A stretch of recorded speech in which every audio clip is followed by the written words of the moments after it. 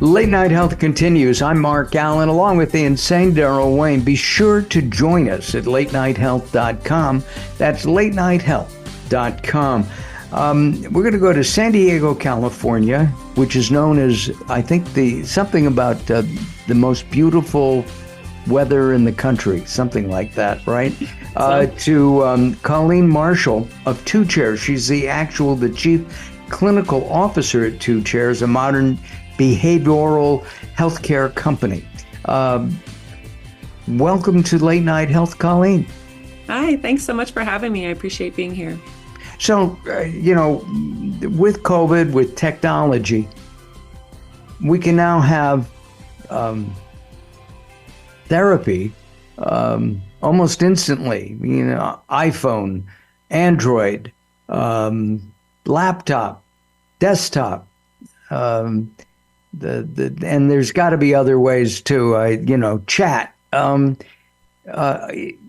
Is that what Two Chairs is doing, bringing the technology and the therapy together to make it easier for patients? Yeah, so it's definitely part of what we do. So at Two Chairs, we see clients both in person. We have offices in the LA region. We have offices up in the Bay Area in California. We also have offices in Seattle and in Florida and Miami. And then we also see clients virtually through teletherapy as well. But really what we are doing that's different than the sort of the standard digital health is we also are using a matching algorithm to make sure that clients are getting matched to the right therapist from the beginning, because therapy is relationship-based intervention. So you need to get the relationship right first. So we have our first encounter with clients, or we do an assessment with a licensed therapist, and they're assessing not only what you're coming for treatment for, but also are connecting you to the right therapist so that we're sure we're getting that right from the beginning.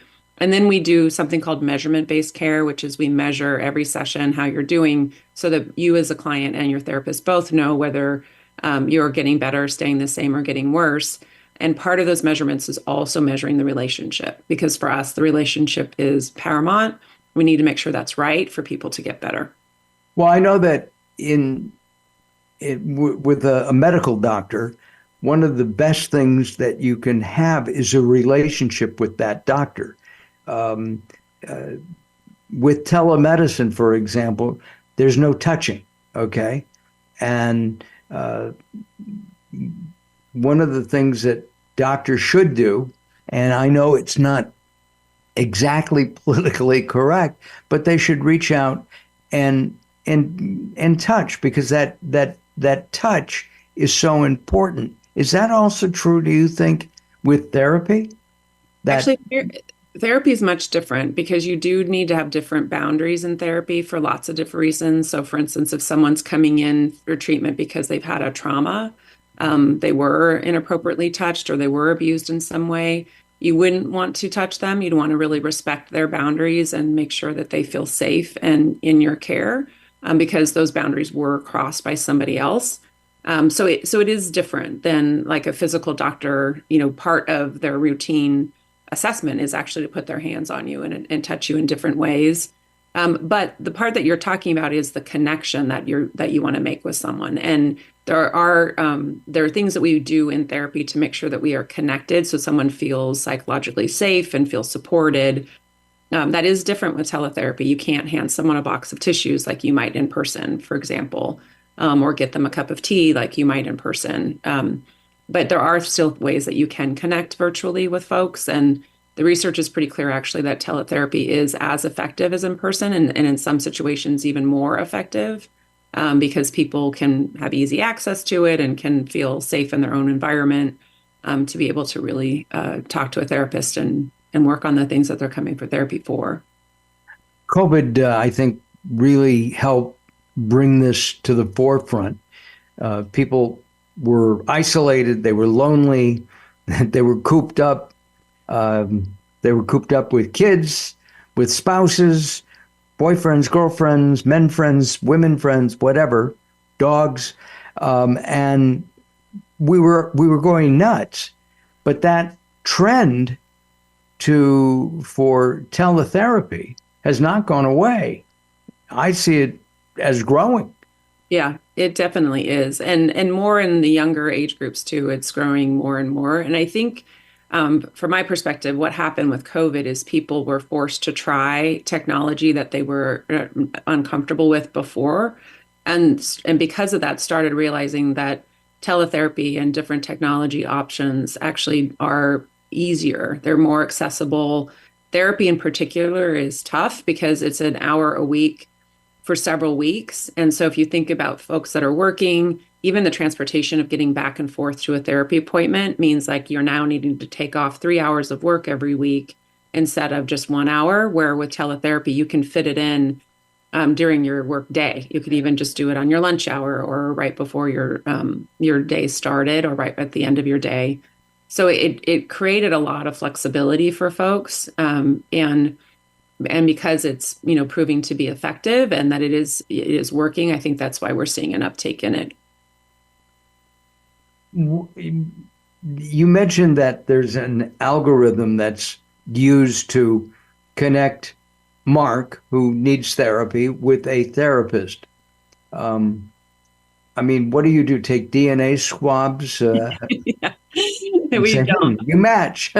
Yeah, exactly. No, not yet, not today. But we do an interview, well, both with our therapists that join Two Chairs. We have them fill out a very extensive interview on who they are as a therapist, what's their style, how do they work, what are they trained to do, what are they trained to treat, what populations do they think they're best at, those types of questions. And then when you're meeting with the client for the first time, the licensed clinician is going to assess what they're coming in for care for. So what treatment are they looking for? But then also, what are they looking for in a provider? So, the analogy I like to use a lot is who you might want to date and who I might want to date are very different because what we're looking for in a partner are different things. And that's true in therapy too. What I'm looking for in a therapist might look very different than what you're looking for in a therapist. I might want someone who's more structured, does homework, is more expressive, maybe a little more directive. And you might want someone who's lets you do a little bit more of the guiding of the conversation yourself. You might not want them to be sharing so much about their personal experience, a little more stoic. Maybe you don't want homework. So all of these different kinds of factors go into what we call our matchmaker. So then the licensed therapist puts in input into our matchmaker to say, okay, here's what Mark's coming in for care for. Here's what he's needing treatment for. And here's the kind of provider he's looking for. And it might even be things like identity, like maybe you want to make sure that you're seeing someone who's male identified because you feel safer and able to talk to someone who's male identified.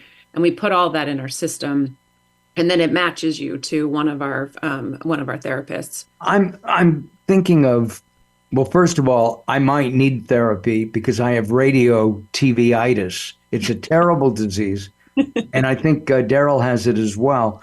And there's just no known cure. I'm thinking of witnesses to a crime. You have 10 men and women.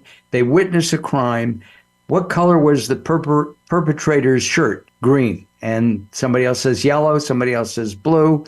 How accurate? Because even the assessment is subjective, isn't it?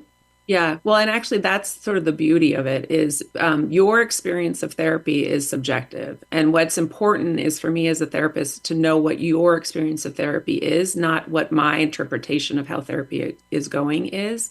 So part of the just asking you what you're looking for and putting that into our system is important rather than me deciding for you.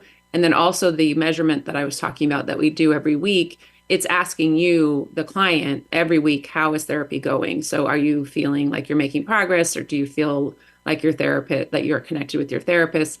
And then our therapists are trained to talk about that information with you because it really is your subjective experience of therapy that is connected to positive outcomes. Our guest is Colleen Marshall. She's has a master's degree, licensed marriage and family therapist, right? That's the newest designation. We're going to come back and talk more about Two Chairs as Late Night Health continues. And be sure to visit us at latenighthealth.com. Lots going on over there. Our interviews are up there, and there's other information as well. I'm Mark Allen, along with the insane Daryl Wayne. Don't go away. More coming up. Late Night Health is proud of our partnership with the EBC, the Evolutionary Business Council. Check them out at ebcouncil.com. You're listening to Late Night Health with Mark Allen. The show continues in a moment. Recently, I met Jacqueline from Bright here in Los Angeles. She gave me a hearing exam and then showed me how to hear again with the new Signia Pure Series hearing aids, and she can give you your life back too. I hear birds chirping, birds cooing, and even my wife. They easily connect to my smartphone. The Signia hearing aids are amazing, and with the charge and go, I don't have to fiddle with batteries and hear all day long. Not hearing is frustrating for you and your family. I know you don't have a problem, but trust me, call Bright Here now for a free hearing exam, a $125 value, yours free, just for making an appointment now. There are offices throughout the Los Angeles area. Call Bright Here now at 323-424-7100. That's 323-424-7100 for a free hearing exam. There's no obligation. Call now, 323-424-7100, or visit them on the web at brighthere.com. If you're listening to Late Night Health right now, you're part of the growing target of baby boomers we're serving. Hi, I'm Daryl Wayne, producer of Late Night Health, inviting you to join the Late Night Health family. If you have any business targeting the growing boomer market, Late Night Health is the ideal advertising vehicle for you. From vitamins to insurance, alternative health to Western-style medicine, Late Night Health caters to the growing population of those over 40 years old. This vibrant demographic has expendable income to fight aging, purchase travel, take care of aging parents, or just have fun. Find out about the advertising opportunities with Late Night Health. Call us at 805-391-0308. That's 805-391-0308, or email us at info@latenighthealth.com. That's info@latenighthealth.com. Join Late Night Health as we empower people to take charge of their own health care. Call now at 805-391-0308. That's 805-391-0308. Sometimes it's not what you say, it's how you say it. Words are a critical aspect of success. How you get your point across is a crucial part of what makes anything sell. So do it right and hire a writer. Whether it's articles, blog posts, technical writings, website content, product descriptions, or ghostwriting anything from a novel to a nonfiction book about your navel, contact Servet Hassan. If you want it to sell, write it right. Email Servet at servet@servethassan.com. It's time to tackle a tough topic, one that affects us all. We're talking about sexism in the workplace. The award-winning Identifying the Elephant in the Room series is back and ready to tackle some complicated communications issues again. This spring, we're focusing on critical communication strategies in the face of sexism. Join us as we hear from professionals in the natural products industry who have valuable career lessons to share and real-world experience to discuss from all sides of the elephant. It's time to have an honest and open conversation about the impact of sexism in the workplace and how we can make it better for everyone. Identifying the Elephant in the Room series starts March 16th. Register today at inicibox.vfairs.com. That's INICIBOX.VFAIRS.com, and join the conversation to be part of the solution. Late Night Health continues. I'm Mark Allen, along with the insane Daryl Wayne. We're talking about mental health with Colleen Marshall of Two Chairs. Tell us more about Two Chairs, what sets it apart from other, well, both telemarketing, teletherapy, and other forms of therapy, in-person therapy and others. Yeah. So the two things that set us apart is the matchmaker that we've been talking about, which is making sure you get the relationship right from the very beginning, but also the tracking of outcomes. So every session we track depression, anxiety, and quality of life measures and the alliance measure. And why that is really important is in therapy, it is so often that folks are getting therapy, but they aren't tracking progress. They aren't measuring outcomes. Only about 20% of the field uses measurement in therapy. And I'd like to compare that to if you were on a weight loss program and you never got on the scale, you wouldn't actually know if your diet and exercise program is making a difference or not. You wouldn't know if you're making progress or not. And so for us, measurement is key. We train therapists on how to use measurement. It's a requirement to work here that you use that. And really why that is because measurement helps the therapist in the room know whether treatment is getting better or not. It doesn't take over therapist decision making because you want it to be a collaborative process of the therapist, the client, and the data being discussed so that they can adjust care based on what they're seeing, what the client's experiencing, what the measurement's saying. And because of that, we're able to get really impressive outcomes, better than the industry, because we're tracking all the time how we're doing and we're adjusting care based on how that's going. And measurement is important with mental health because oftentimes you may not even know you're making progress. So imagine you're having a panic attack daily, and you're in therapy, and then now you're starting to have panic attacks only 6 days a week or 5 days a week. You still don't feel good because you're still having a panic attack on a regular basis. But if you're tracking that, you'll know, oh, you're actually making progress. It's less than it used to be. And so we want to make sure people see hope and they can see that they are making progress and they're on the right track and that we're using the right evidence-based approach because there's lots of different tools and techniques we can use. And we want to make sure we're using the right ones and the data helps us know if we're on the right track. So if I'm in therapy and I'm talking about whatever it is, sibling rivalry or issues with a spouse or a friend even, whatever the issue might be. If I feel better, isn't that enough? In other words, I'm talking to my therapist, I'm talking to Colleen, and she at the end, she says, well, how do you feel? And you say, hey, great. There's two reasons for that answer.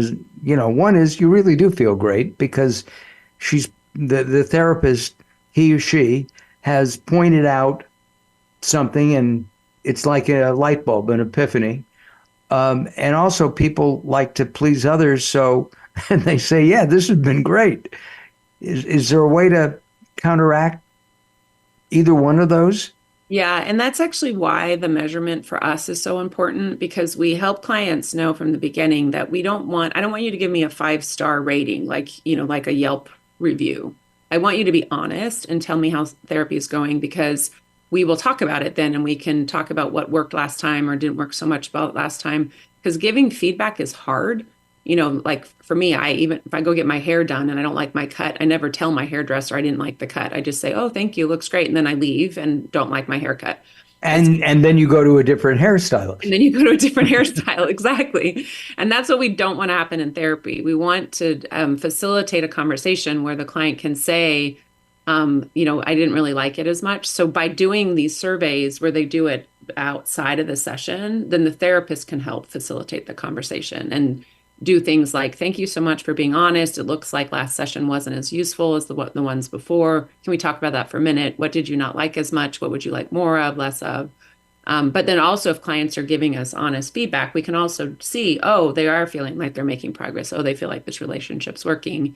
And then also the measurement around the symptoms tells us also if we're making progress or not.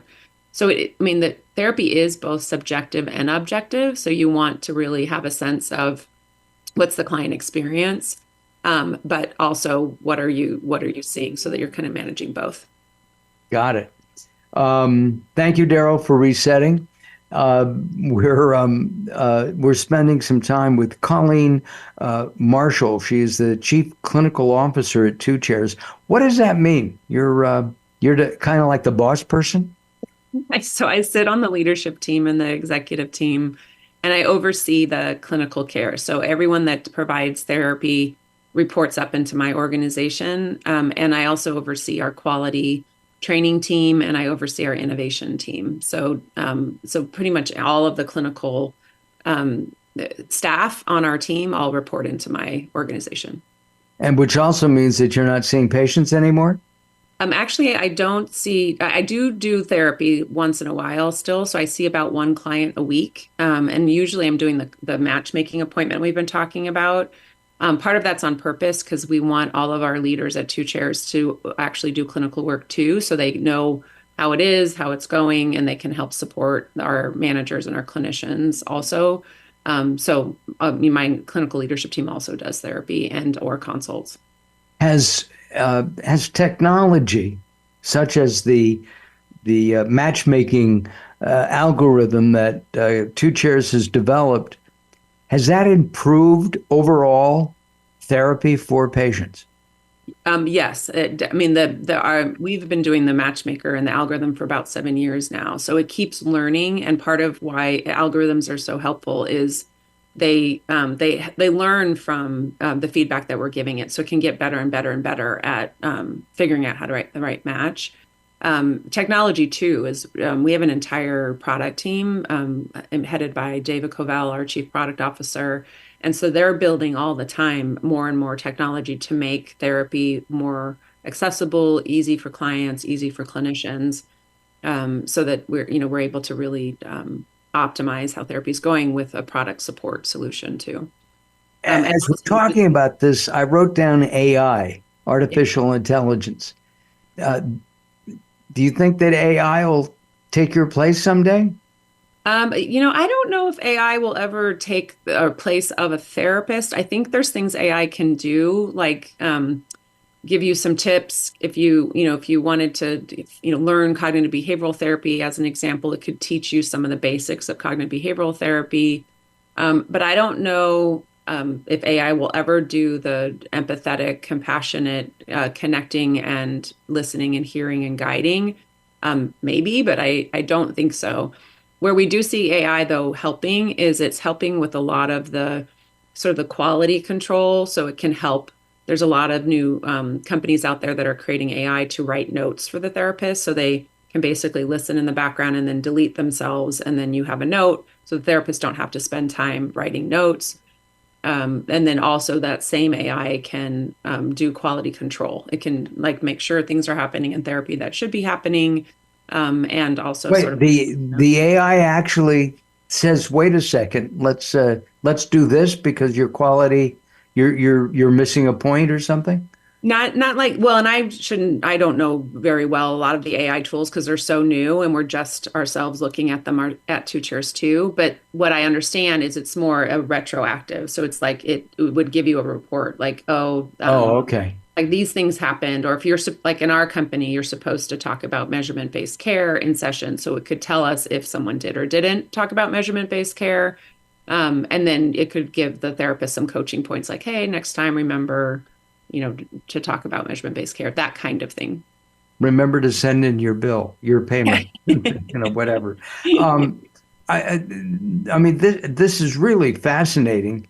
And I think that as technology improves and generates more technology, I think this will be good for patients. Colleen, thank you very much for spending some time with us here on Late Night Health. We really appreciate it. We'll have a photo of Colleen up on our website, as well as some information about Two Chairs and a way to find out more about that. Well, that wraps up this edition of Late Night Health. Daryl, as always, thank you for keeping me on track and keeping me from going way, way, way over. My pleasure. And thank you at home for watching and listening as well. I really appreciate it. Have a good week, everybody. Most importantly, have a healthy week. Go for that walk around the block. We'll see you next time. Bye-bye for now. All right.